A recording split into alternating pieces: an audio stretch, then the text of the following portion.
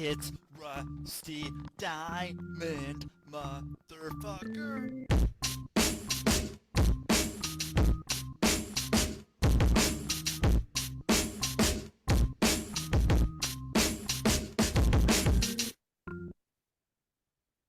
An extra no. Yo, man.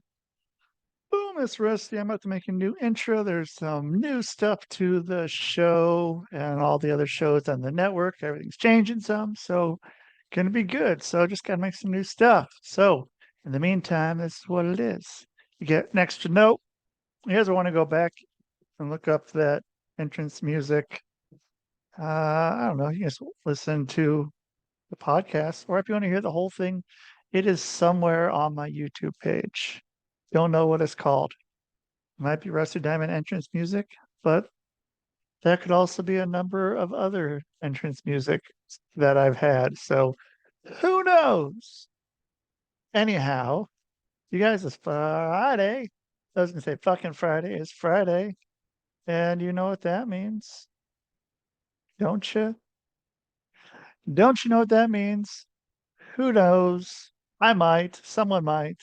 Someone might not. Someone might think they might. Someone might think they might not. But that's what we do Fridays. So thank you everyone for being here on the Rusty Diamond Network. And there you go. You get that a little piece of information. So thank you so much for being here. And I'm gonna bring in my special guest right here, right now. And right here, right now, we have Clint Callahan. There he Yeah, is. Awesome. Thanks for being here. Thank so you. happy to be here. Yeah, me too. It's Friday, whatever that means in your world. I'm a Monday fan. I like it. I don't know. Friday is kind of the same. Friday for me means that there's going to be more people out doing stuff that I'm going to have to compete with. So, Yeah. Yeah. I mean, I'm good. I'm good with either Friday or Monday because Friday is the beginning of the weekend and I get to spend more time with my kids, and Monday is the beginning of the week and I get to go do good work. So either way, it's like, it's just part of life, right? It's right. just an arbitrary thing that we made up and decided that this is what this time around, this is what that 24-hour period is called. So it's like, in the grand scheme of things, it's like it could be called, Blurk's Day, and it would be the Ooh, same. It doesn't really matter. shout out to Blurk's Day 2023 here. That's right, So, man. that might be tomorrow. And, who knows? Um, I mean, it's hard to think that just, I mean, for whatever, Friday night, Yeah. Saturday night, that's maybe like Sunday. I don't know. Sunday, you're probably already kind of back in the swing of things. I mean, maybe there's like Yeah. a 36 hour period of nothing. Then the rest of the time, you just kind of dread the rest of Well, I mean, this but that space. That's also is hard. is really that also is really just your perception. It's your point of view about how you view what a day is, how you view what your life is. It's all a perception of that stuff. And that's the big thing that we get so caught up in, is the perception of things. And because of that, the perception is linked to the story that we tell ourselves about our lives, whether it's good, whether it's bad, whether there's stuff going on, whether there's not stuff going on. And that's part of the issue, is that so much of our reality right now is shaped by outside perception of, thanks to social media, thanks to social media, thanks to just connecting with friends, thanks to being stuck in echo chambers. Now the perception of, like, let's say work, for example, right? Work Right. has become this thing now where it's, oh, before it was, wow, it was awesome to work from home because, wow, I can stay in my pajamas all day. I don't got to deal with people around me. There's less chance of me getting sick. All these amazing benefits, except for the one that we forgot, which is work was one of our main social outlets that now is gone. And so now people are becoming more depressed, more anxious, more isolated, more alone. They're going to social media more which creates the happy dopamine feeling of connection. But how many of your Facebook friends could you call at 3 a.m. to help you bury a body? Probably none, Right. is my guess. Which is a big thing. And I mean, you always have to have, one person might not be enough Yeah. to always be on call to bury a body. You might need a second person just because, Might be a big guy. yeah, it might be a big guy or things may happen that night. And, Yeah. what can you do? But yeah, I mean, the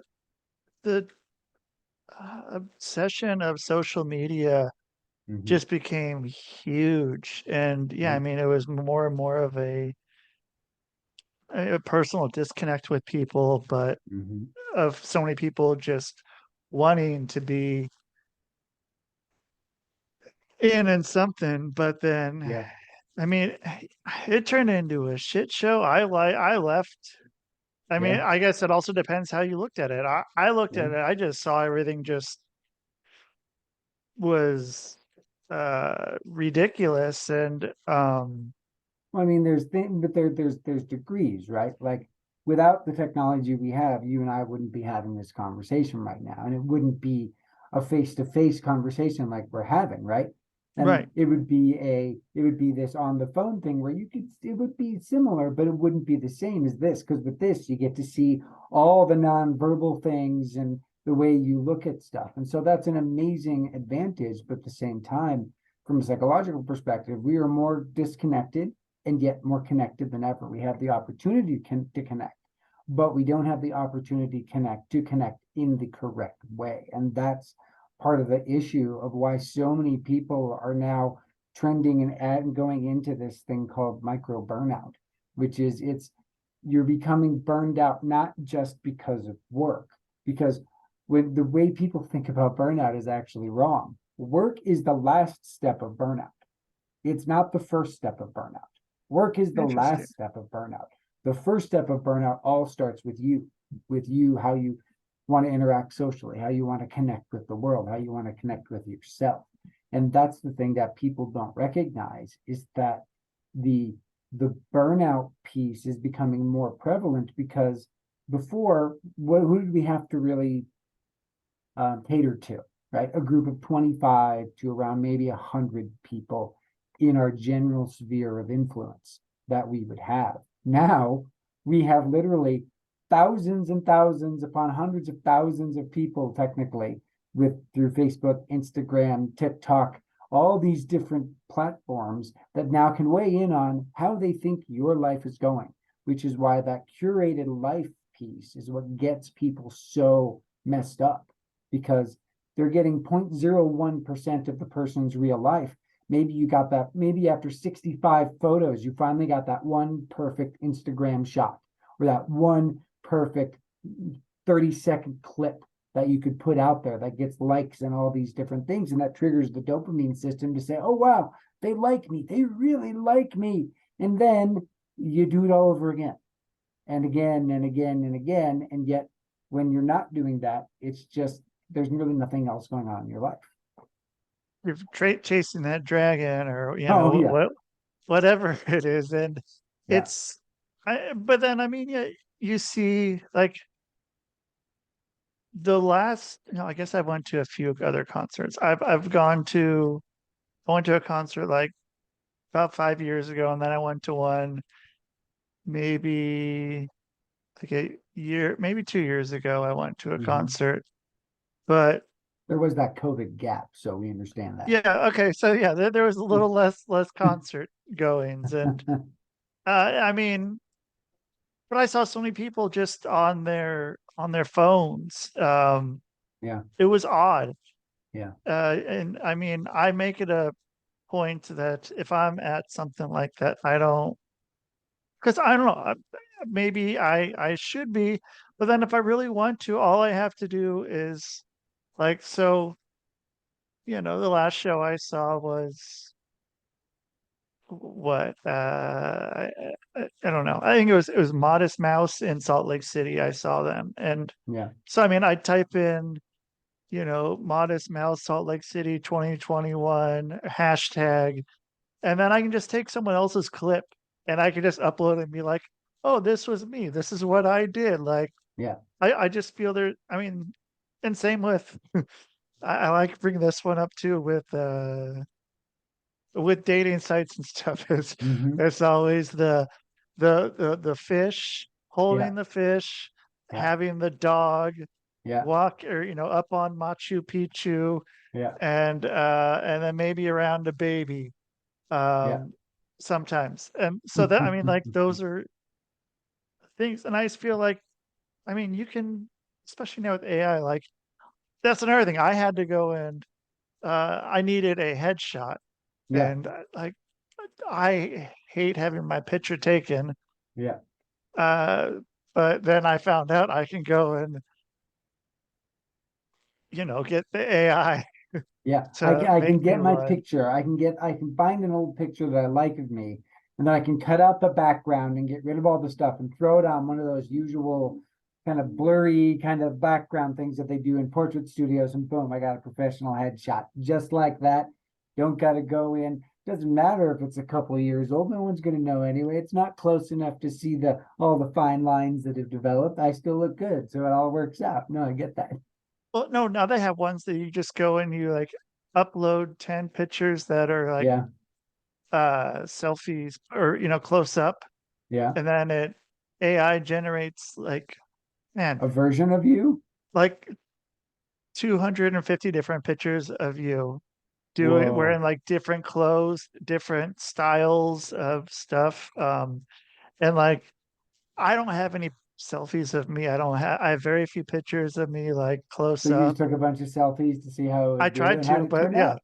taking a bunch of selfies at like the end of the day and my eyes are mostly closed. So like in all the pictures I look hilarious, but there's one that turned out pretty well. But again, it's a picture I didn't have to go into get the picture done anywhere and Yeah, it cost me like $30. yeah, And I mean, it looks like me, yeah, except, um, I wouldn't be able to tell a difference except for it yeah, looks like I'm photogenic, yeah. which, And you're like, which, hey, thanks, AI. I like looking photogenic. I'm good with that.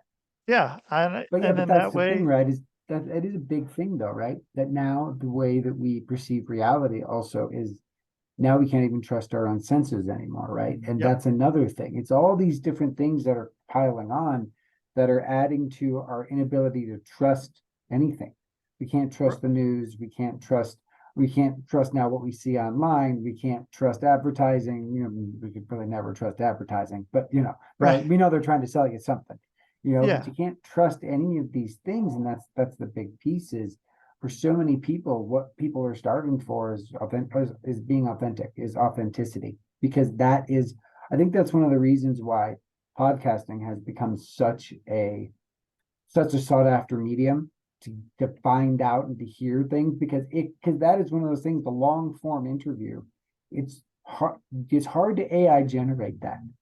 You Uh, can, but it's yeah. it's kind of hard to do that. You got to have a real conversation between two people, unless you get two AI bots that talk to each other. And I guess they could do that. You give them some kind of script and stuff, and there you Yeah. go. So Uh, I mean, I have enough interview here of this show and the other shows I do that yeah, if I've probably fed in, 2 or 3 episodes into there, it could probably go and talk as me or just as, uh-huh. well as me. And but I haven't done it yet. I haven't done it because I'm still holding on because I know it's better than I am, and Yeah. it's frustrating. And like I've talked about this before, this uh, music it surpassed me in music, it Hmm. surpassed me in writing, it Hmm. surpassed me in punchlines for jokes, um, and it's just like I feel like I can still do this one, even though I Hmm. know that AI can do it better. But I AI enjoy can doing do it. this. AI can do it, but it still takes the knowledge of the person to decide if it's good or not. That's the thing. Right. It's still just a tool because it's just like saying, a skill saw can cut a board better than I can with a hand saw, but it doesn't mean that it's going to cut it the exact way that I want if I want some detailing or stuff, because then I need to have the skill to do that extra stuff. And that's a piece of it is that everyone thinks, well, AI is going to take over and do all this stuff. And I've heard that. And I'm like, I don't think so, because right now it's still a tool that we can use as a launch board to get to that next step, to maybe save ourselves 30, 40 minutes, 50 minutes, an hour or so. But we still have to go through and read it and go, does this sound like me? Does this make sense? How would I tweak this? What would I have actually said in this kind of scenario? To where Yeah. now, yeah, you wrote this thing and it took you like 3 minutes on an AI, but then you spend 20 minutes editing it. And then you say, okay, now check for grammar and punctuation. And then there you go. And it's like, okay, well, I did write that because I edited it and changed it and added my own voice and mixed in and did all these things. Just like with music, right? You have to do that with music as well, because it's another kind of type of language. And that's the Yeah. piece, is that for so many people, they're so in fear of what's coming next, instead of looking at it as the thing that can actually free up time to then pursue things that you want to do, to give us that freedom, to give us the ability to slow down, to take a breath, to not have to be on 24/7, 365, because that is another thing that social media has done to the human population. Is, I remember when I was starting out as a therapist, I was on call like once a month. And the 1 week every month when I was on call, that 7 day period of me having to be alert and ready to go at a moment's notice, was the worst week every month. The days leading up to it were miserable. The days that 1 week took about 10 days to wind up and wind down from. And it was exhausting because I had to be alert and aware and on for 7 days straight. And so when that happens, and now we have that with all the apps and notifications and emails and all the things that they can reach us 24/7, unless we say, no, this is my boundary. At 8 o'clock every night, my phone goes into sleep mode. Yep. And Nobody can reach me. I have Unless people it's that, an emergency where they call me twice in 15 minutes and I tell them that. That's the only time they can reach me. Other than that, I don't care. I'll deal with it tomorrow. I need yeah, this time away. And that's what right. a lot of us don't do, because let's face it, scrolling on Facebook, scrolling on Instagram, playing mobile games, doing those kind of things eat up time so fast and pings all the right reward centers in our brain that it's enjoyable. But what did you really get out of that? Yeah. What do you have at the end of the day? Yeah. I mean, like I that burned was through something three else. hours playing a video game. Wow, that's okay. What else could I have done during that 3 hours? Yeah. Yeah. I mean, easily anything else. And Mhm, I mean, like just going back to um during the shutdown, like so many people mhm, spent time just scrolling and mhm, putting their 2 cents in about everything. mhm. But how many people went out and did something Yeah, productive, or even like if it's something online, made some, yeah, I yeah, have some friends that took that time during it and, yeah. made some whatever social media stuff, Mhm. do things for them. And oh yeah, so many people are just sitting there just, I gotta Yeah. find this right thing is gonna, I mean, and that's the and thing, though, is also when it comes to social media, it's the slot machine algorithm, right? So, you go on there and maybe the first thing is the thing you were thinking about and looking for, and then that freaks you out, or maybe it's the fifth thing and that doesn't freak you out as much. And then you go back in and out, and every time you go in and out, a new thing pops up. And it's amazing how much it knows your viewing habits and how much it can kind of calculate what you're thinking about. And it's kind of freaky sometimes when you're doing that. And it's like, when you're having that conversation about something, and then 30 minutes later it starts showing up as ads all over your phone or all over your different Facebook posts and those kind of things. And you're like, great, now I know my phone's listening to me. And it's yeah. like, maybe it is, maybe it's not. We don't know. I mean, yeah, it could also just be, I forgot what the thing is called, where when you learn about something and then all of a Hmm. sudden you start seeing it everywhere. Yes, yeah. I The don't what remember is the that name. effect? No, I know. No, I know the word you're talking about. I can't think of it though. But it basically is that effect where it's like when you get a car and all of a sudden now you see that car everywhere. And it's like, Right. how did that happen? What is going on? there wasn't this many of this kind of car before. Really? Why not?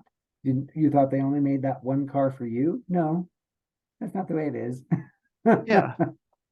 Yeah. I remember one of my first cars I had, then like everyone ended up, I saw it everywhere. Everyone had that car and Yep. just like, okay. But well, I wouldn't have noticed had I not had that car. And Yep. but the car still would have been there. I just wouldn't have been one of the people driving them. And I mean, Yeah. yeah, now And that's I'm the thing, right? But it's also the thing, like when you think about social media and stuff, it's the same thing. Only now they take it to the next level because now there's an algorithm that matches you with all these different people and all the different people that have similar interests to you that are really have really similar interests to you. And then you start getting kind of funneled into these very specific groups and these very specific interests and all this different stuff, which then kind of which then you kind of just go with it because it's one less thing you have to think about. It's one less thing you have to worry about. But at the same time, it's also dangerous because then that removes that critical thinking piece of going, what do I want to do today? right. And it's, yeah. And like you were saying too earlier, you mentioned echo chamber. Do you think that causes Mm-hmm. an echo chamber effect Mm-hmm. with that, like always getting what you want, and like you're not having it's not bringing up stuff to Mm-hmm. um really like challenge your way of thinking. It's just sort of Mm-hmm. feeding into it. And Yeah. I mean, And that's one of the biggest problems that we have in the world today, especially in the United States right now, is that we get stuck in these echo chambers to where before you could have a conversation with someone and agree to disagree and still be friendly and still be on good terms. But now, because we have so many echo chambers that match what we believe and think pretty much 99% of the time, when we run across someone that has a different viewpoint than us, we then tend to say, well, I don't need to talk to you because I don't want I don't want to have this conversation because I don't need this conversation because I already know what my position is and I'm not going to change my position. Well, right, how do you change your position? Well, you change it through discourse, you change it through conversation, you change it through different ways of looking at things. Like the thing I've been working on lately is I've been trying to help people understand what burnout actually is versus what everybody thinks burnout is. I'm trying to change the narrative around what burnout is because everybody thinks it's the you are working too hard. So if you take a vacation, if you do these different things, you take a vacation, you take a day off, you take a couple of days off, you do these things, you'll be okay and you can continue along your way. And what right, burnout actually is it's basically the end result of a long-term systematic collapse of you being consistently exhausted and fried in all areas of your life, where you're literally having trouble making choices. It's decision fatigue. It's like, okay, what do I want to eat tonight? Okay, now I got to make a menu for the next 7 days and figure out what I'm going to eat for the next 7 days, or what I'm going to have for breakfast every day, or what I'm going to have for lunch every day, or what I'm going to wear every day. So if the beginning process of it is really decision fatigue. And then that feeds into you not wanting to make decisions, which means you want to pull away from people. Because why do you want to pull away from people? Well, because they're going to have questions about stuff. Well, why do you want to do this? What do you think about that? Do you want to go do these things too? And you're like, I don't know. I don't want to talk about it. I am tired of thinking. Can someone just please tell me what to do? Because I got to think all day long and I don't want to anymore. And that's the danger we're in because we have so much access to information that we're literally drowning in it. There's too much. That's why people rarely go beyond the first three answers on Google because you're like, if it's not the first three answers, then obviously it doesn't exist. yeah. I mean, nobody's paying for those top three answers to be Oh there no, on the of course top not. They would never top do part of that. Google. Yeah, now there's Oh no yeah, there's you never see that no little thing on the thing that says advertisement. No, no, not at all. right. Yeah, they're not paying for it. No, no, no. No, I used to do that. I think I've told this on here before.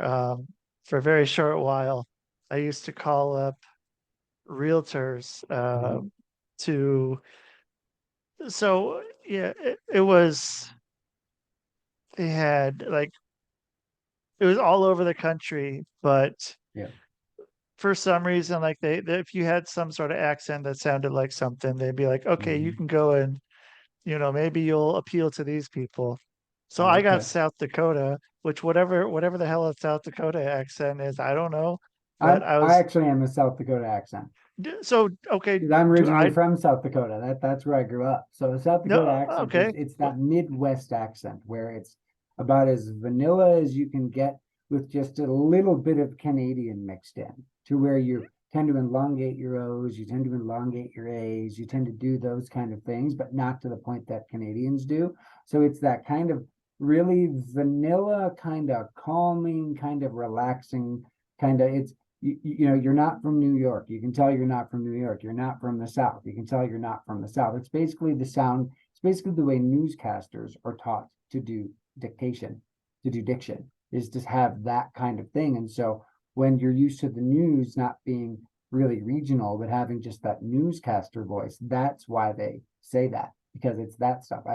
My sister-in-law Interesting. was an on-air news reporter, and she'd come in and I'd talk with her. I'd watch her on the news and I'd talk to her in person. And it's like a totally different vocal pattern.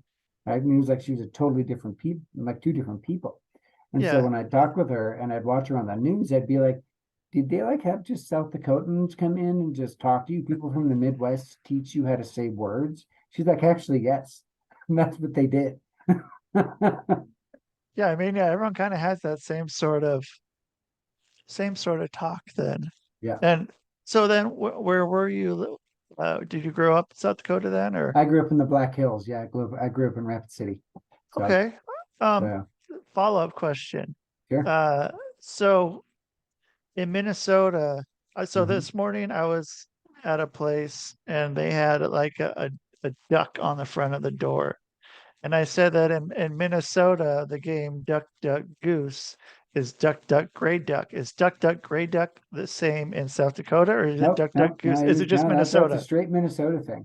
Because that's the interesting thing, right? Is also it's like one thing I've learned from living in different states and moving around is that the things that most people think are as common sense is actually it's state specific, area specific in that state, city specific in that state, neighborhood specific there, and then family specific. And that's what common sense is. It's this really drilled down version of this is what people think is common sense. And yet when you go talk to other people about that, like, what do you mean that's common sense? How is that common sense?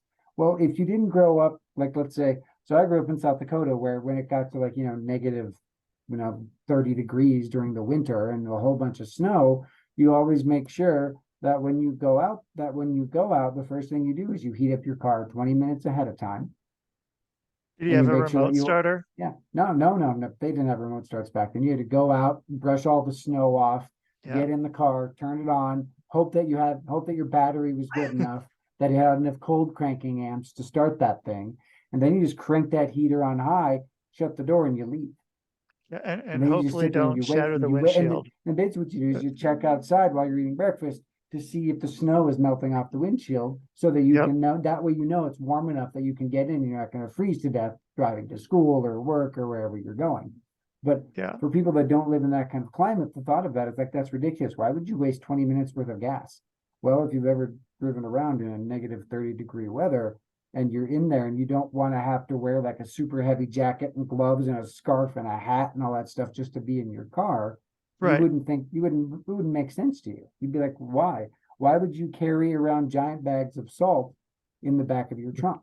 Well, you do that because it adds to the traction, it adds to the weight, so you have better traction on the roads when there's ice. Most people wouldn't think that. And you can also use it to de-ice your car if you need to. It's not good on the Yeah. paint. I wouldn't recommend it, but you can. Yeah. You should have seen I bought a van there in Minnesota, Yeah. and like man, the rust on it, like the whole like side panel, probably about like, Yep. a foot or two, just completely eroded Yep. away. And Yeah, because man, you had to sand and salt the roads so that yep, people wouldn't get in car accidents and end up in ditches. yeah, yeah. I mean, yeah, so I'm from Portland, Oregon, pretty much. And I mean, they would not sand. There was no sanding, or I think they could sand, but they couldn't salt the road Mhm. because of environmental whatever. Yep. But Because it man, it runs shut off down. into the ocean and into the water stuff. I'm sure it did that in South Dakota, but they just don't care. Yeah, it's something you got to do. Like when I Right. moved to Minnesota, I thought that I was going to be, stuck. Like I was thinking, like in Oregon, like I'd be stuck inside for 6 months, and that's how I Yeah. started doing Zoom Yep. uh, calls instead of having an office. I'm like, I don't want to drive to an office. But then there was only one day the whole time I was living there where I couldn't drive. Yeah. Every other day was like, it's life. Yeah. They figure, yeah, it's like, yeah, when you grow up in the Arctic, it's like, okay, it's like for my kids here in Colorado, like they're like, oh, okay, well, there's going to be a lot of snow and it's going to be really cold. And I'm like, okay, what does that mean? Well, it's going to get down to like 10. And I'm like, Yeah, oh, oh, and how much snow are we talking? Oh, about a foot. And I'm like, oh, okay. Well, when I grew up, it was basically, if it wasn't like, -15 below, and it wasn't snow that you literally couldn't open your garage doors or get out of your doors because it was literally 2 to 3 feet of snow, you're still yeah, going to school. Don't care if you got to walk. Don't care if you got to hook up a snowplow to the front of your car to get there. You're gonna go. And yeah, so I'm like, well, I'm like this. I love living here. It's the most mild winter I've ever lived in. yeah. And I mean, yeah, you got the high desert too, somewhere up there, I assume. And I mean, that's Oh yeah, yeah, I do miss that. Yeah, living in Utah, that high desert, man, is that's great. yeah, it's but I liked the Midwest though too. Or like I don't know if you'd call what would you call like South Dakota and Minnesota? Maybe Midwest. They're part of the Midwest, but also it depends. Like Minnesota is also more the Great Lakes area too. It just depends. I mean, there's debate among even people from there. Like I say, I'm from the Midwest, but other people are and other. I'm like, if you're from Colorado, I'm like, you're from the Midwest, and they're like, no, I'm from the Front Range, and I'm like, okay, everyone, it's that specific thing that you're told. So Yeah, I don't know, my kids are going to probably say they're from the Front Range. And I'm going to be like, no, you're from the Midwest. You're in Colorado. You're in, Colorado, South Dakota, North Dakota, Kansas, that area is kind of the Midwest. Those are like, that's more in Wyoming. That stuff is more the Midwest area, but it just depends on, again, where you grew up and what you were told. Again, it's that perception thing. Perception is right. generally you were told this and you believe that this to be true. And so until someone tells you it's not true, and even when they tell you it's not true, you may still not believe them. It's that kind of Eh, thing. Then why are we afraid to have that challenge to our beliefs then? What is that? I mean, that's Yeah. kind of the same thing with wanting the echo chamber Yeah. of wanting everyone to tell you you're right and any other Mhm. way of thinking is wrong. Yeah. Well, that really comes back to it's fear. It's not it's the combination of biological fear and also psychological fear because fear is two different things. It's people don't recognize that when they think of fear as just one unified thing. But fear always starts in the body. That fear story that we have, which has been passed down to us generationally for our entire existence until we became this version of ourselves about 250,000 years ago. It's the fear story because we've been prey pretty much up until about the last 5,000 years or so, 6,000 years or so, or at least according to written history, because I don't know anything before that. Haven't figured out a time machine yet. Working on Right. that in my Not basement though. yet. Yeah, yeah, right. No, but it's those kind of things that with that fear story. So the biological fear piece is that's the adrenal system. That's the parasympathetic nervous system that gets fired off when something as innocuous as your boss saying, "Hey, I'd like you to come in and have a conversation tomorrow." Immediately your body starts going, okay, this person has the power to fire me. This person has the power to make me lose my income, which means that if I lose my income, I lose my house. And if I lose my house, then I'm probably going to lose my girlfriend, my boyfriend, my significant other, my husband, my wife, my kids. They're going to leave me. And then that means, other bad stuff is going to happen, and I'm going to end up dead under a bridge in a week. And it's like, So- whoa, that happens really fast. But that's the biological fear piece, because the biological fear piece is survival. That's what it is. It's that survival thing. And for human beings, survival is fear of the unknown. So if you're talking to somebody and they're saying something that goes against what you believe or what you hold to be true, that now is pushing you into this unknown feeling and this unknown thought. And then that fear then dumps cortisol, adrenaline, norepinephrine, all these different things into your body that gets you ready to fight or flee or freeze or fold. and also that at that point, you're not allowed to take in any new information Nope. because you're just all in Because you are fight or ready. flight mode. Yeah, you are ready to, because the only information you take in is everything around me is now danger. Because there's unknown stuff. So everything around me is now danger. And then, so then the story in your brain jumps onto that. Oh, yeah, everything is dangerous. That person in front of you is dangerous because they don't believe what you believe. Therefore, they are bad and they need to be XYZ, taught a lesson, told off. You need to never speak to them again. Whatever it is that your primary thing that you do is, you then start to think that way and act that way. It becomes this self-fulfilling prophecy.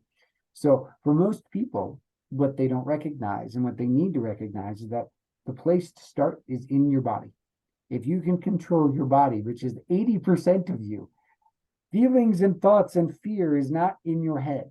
It literally starts in your body. All the stuff starts in your body, and it always starts with the fear story. So if you can get control of how your heart's beating, how your lungs are breathing, how your body is producing this stuff, it will change the way that you interact with everybody.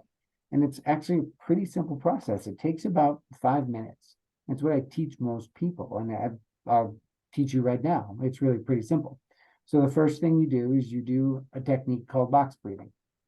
So what box breathing is you take a deep breath in and you hold it for 4 seconds. You then breathe out for 4 seconds and you hold that empty for 4 seconds. And then you breathe back in for 4 seconds. And then you do that 4 times. What that does is it tells the biological fear response, stop. There's no physical danger, because the way your body wants you to react when you're in the biological fear response is, a tiger is going to eat me, so I need to get ready to fight or run. And when you're ready to fight or run, your breathing becomes super shallow because you're trying to really oxygenate your body. The adrenaline is dumping and flowing and all those things. And so by changing your breath, you're telling your body, because it's the only fully automated system in our body that we can actually control at any point in time, whenever we want to. And so by changing your breath, that starts the process. And then the second thing you do is you look at the story. What is your brain telling you right now? Literally write out all the insanity that's running around inside your head, because the story in your brain is telling you this thing that is going to cause you harm. But yet when you write it out and you see it, you're like, that is insane. This person, like, let's say, let's use the boss example. So you get the email from your boss. You're now your body's in fight or flight mode. And the story is, you know what?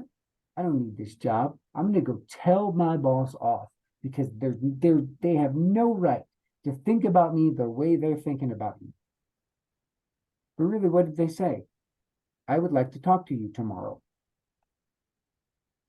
You don't know what they're thinking about you. You have zero idea. But your brain says, oh no, they're going to fire me. I did all the bad stuff. They don't want me. So by writing out the story that you're telling yourself, you're now diffusing the bomb on a second level. Then you go and you do some light exercise, do some power walking, go do some push-ups against a wall, do some quick sit-ups, go do something to change where that adrenaline that's been dumped into your body to your arms and legs where it belongs. Because when it stays in your stomach and your heart, your lungs, and your brain, it creates that anxiety and paralytic effect, where then you get analysis paralysis. You get all these different things that happen. And the thing about adrenaline in the human brain, which I think is so fascinating, is adrenaline in your brain speeds up your brain so you think faster. But then what that does is it creates a time dilation effect on how you observe the world. So for every 1 second going by, your brain is interpreting it as 8 to 10 seconds because now the world is moving so much slower because your brain is moving so much faster. And why would that be important if a tiger is trying to attack you? Well, if the world slows down, now you got a little bit quicker reflexes. Maybe you can duck and dodge and move and shift and not be eaten. Makes Yeah. perfect sense, right? And then the Right. next thing you do after you breathe and write and do little exercises, you go back and read what you wrote. If you go back and read what you write and you still believe it, if you scale of 1 to 5, if it's 3 or above, do it again. Breathe some more, write some more, exercise a bit more, do it again. So doing it 2 times should take you no more than 10 minutes. But that 10 minutes will change the way that you're viewing the story instead of getting stuck in that story of fear that will then make you then start to act in a way to make it true. And that's the stuff that people don't like to hear. You're the cause of your own suffering because you're allowing your fear to dictate your actions. And then that, because it's a formula. It's thoughts plus feelings equals actions or reactions. But guess what? On the other side of that formula, the action and reaction, usually there's another person when that's going on. And then that gives them thoughts and feelings. And then they have an action or reaction. And now you're stuck in a cycle where you're both acting and reacting based on this faulty fear story information. Fun, And right? that's when there's a lot of uncertainty, even more uncertainty than what you would have Yeah. had then. And yeah, you got people just acting on adrenaline, making dumb decisions. Yeah. What you gonna do? Because our bodies are still designed for 150,000, 150,000, 20,000 years ago when we lived in groups of 25 to 100 people where you literally knew everybody. Everybody had a role, everybody had a place, everybody had something going on. We are still in that mindset, or because our biology takes forever to change. And so if you really think about it, I love telling people this because it makes them, because they're like, that's crazy. It's like, if you think about the way the world has gone, and especially in America, it's okay. America was, founded, when we showed up and we did all the stuff and all the things, let's say 300 years ago. Then that 300 years, for the first about 200 years, was struggle, fight for survival, disease, death, famine, lack of all the stuff, right?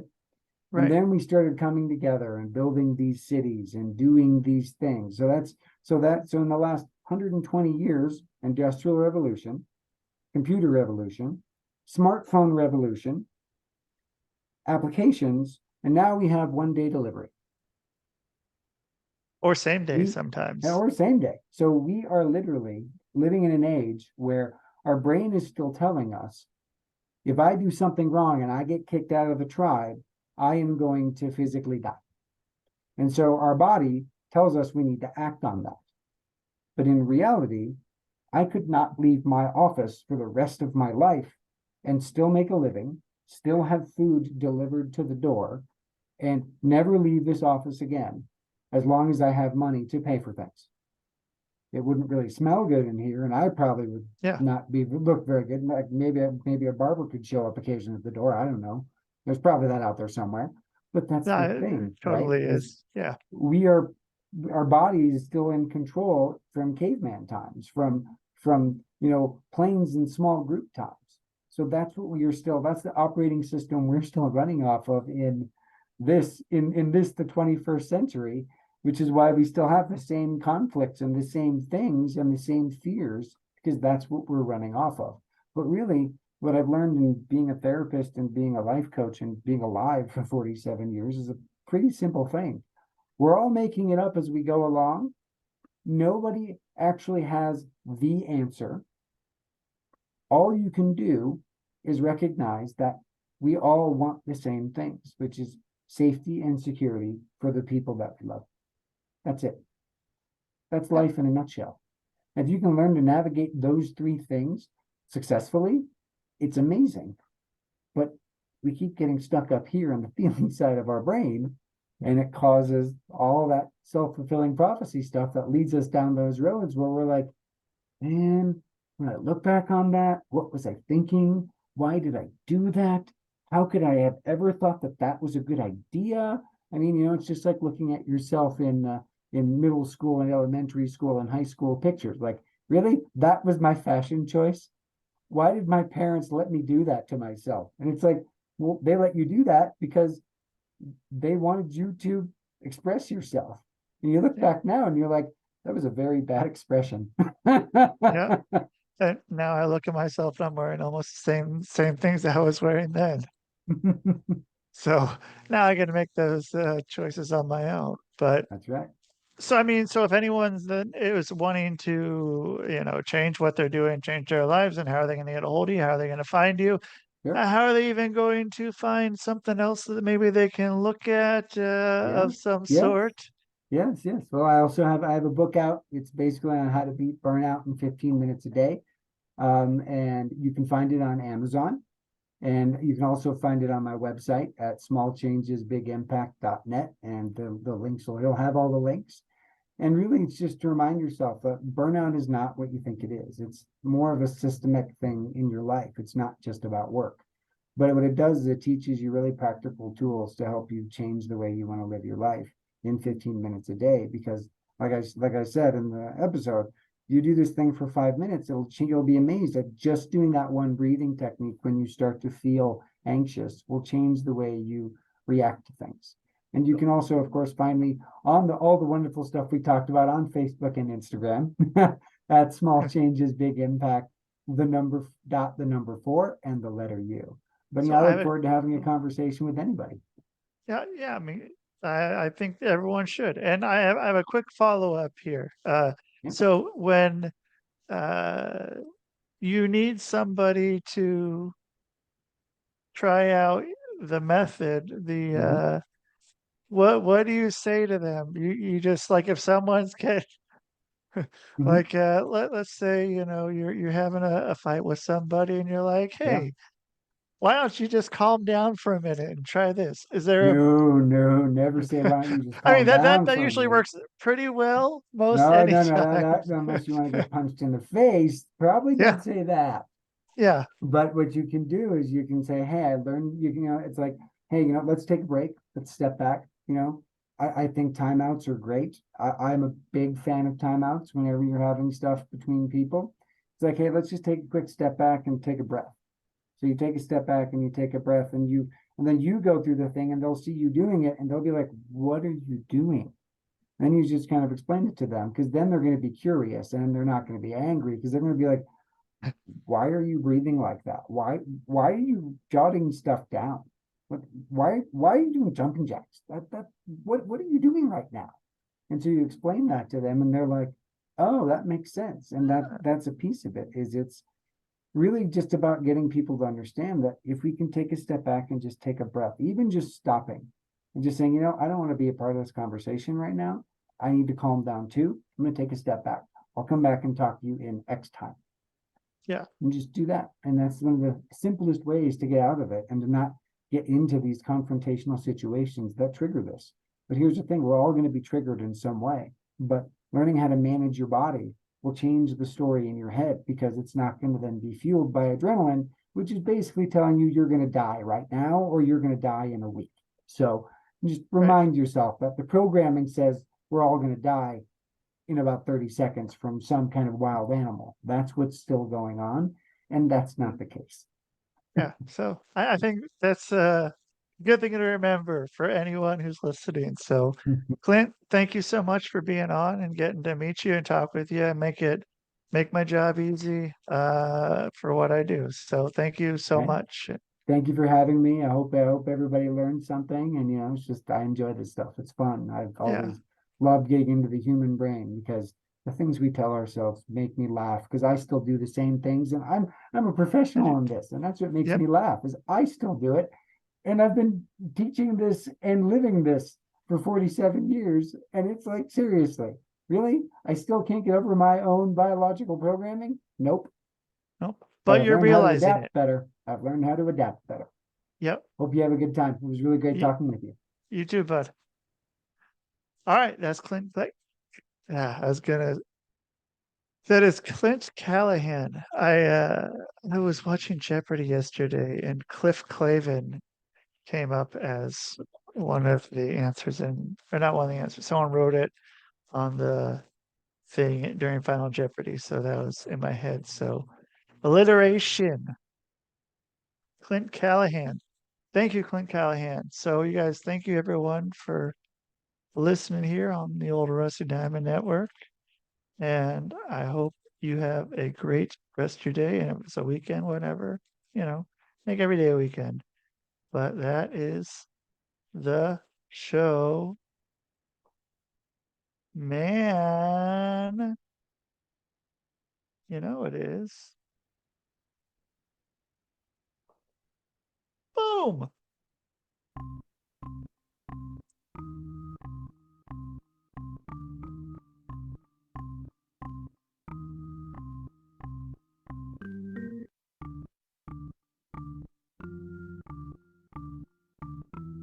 It's Rusty Diamond, motherfucker.